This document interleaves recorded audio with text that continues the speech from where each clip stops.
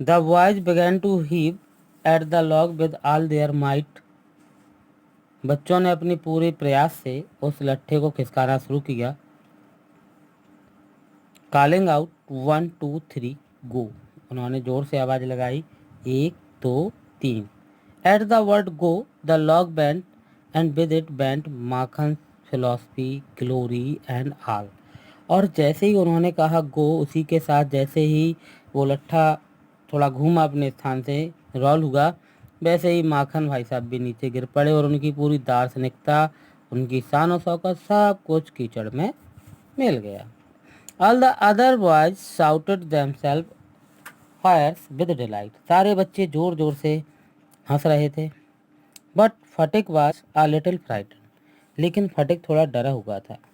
He knew what was coming. वह जानता था कि अब क्या होगा. And sure enough, Makhan rose from, और जानता था कि उसका माखन यहाँ से जाएगा. From Mother Earth, blind as fate, and screaming like the furies.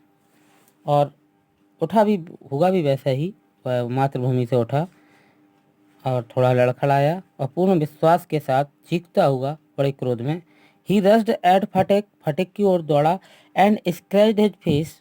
उसके चेहरे को नोचने का प्रयास किया. And beat him. और उसको पीटने का प्रयास किया. And kicked him. पैर भी चलाया उस पर. And then went crying home. और फिर रोता हुआ घर की ओर चला गया. The first act of the drama was over.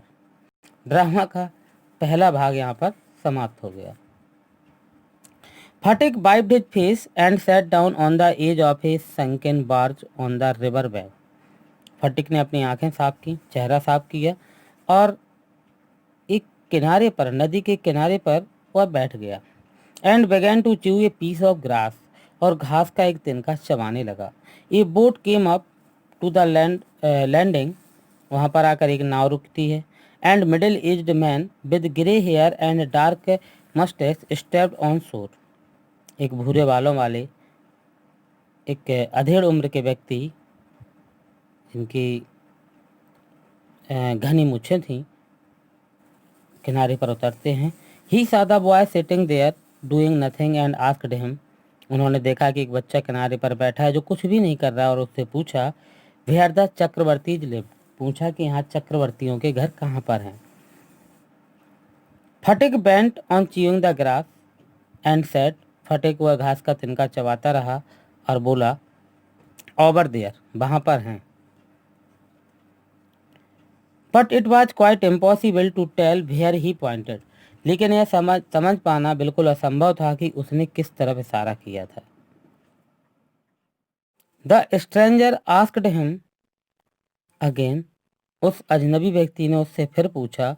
He swung his legs to and fro on the side of the barge and said, "Go and find out."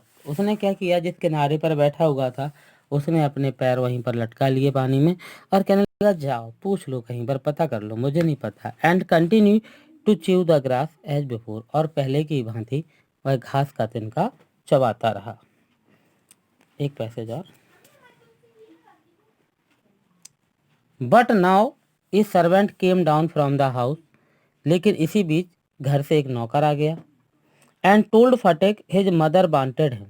और उसने कहा कि आपकी माताजी आपको बुला रही हैं फटिक से. फटिक रिफ्यूज टू मूव. फटिक बोला मैं नहीं जाऊंगा.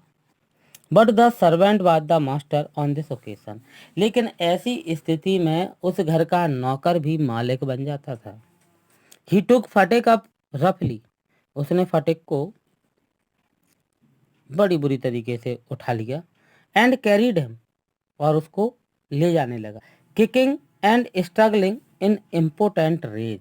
ऐसी विषम परिस्थिति में क्या कर सकता था वो, पैर घुमा कर मारने लगा और संघर्ष करने लगा कि मैं उससे छूट जाऊं. तो when Phatik came into the house. जैसे ही फटिक घर पर पहुंचे. His mother saw him. उसकी माँ ने उसे देखा.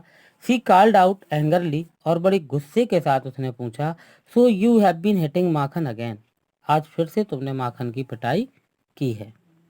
फटिक आंसर इंडिग्नेंटली. फटिक ने बिल्कुल वैसे ही अभद्रतापूर्वक उत्तर दिया नो, नहीं. I have not. Who told you that. बोला मैंने क्यों मारा, मैंने नहीं मारा. किसने कहा आपसे. हिज मदर साउटेड, उसकी माँ जोर से चिल्लाई, डोंट टेल लाइज, झूठ मत बोलो, यू हैव, तुमने उसकी पिटाई की है। ओके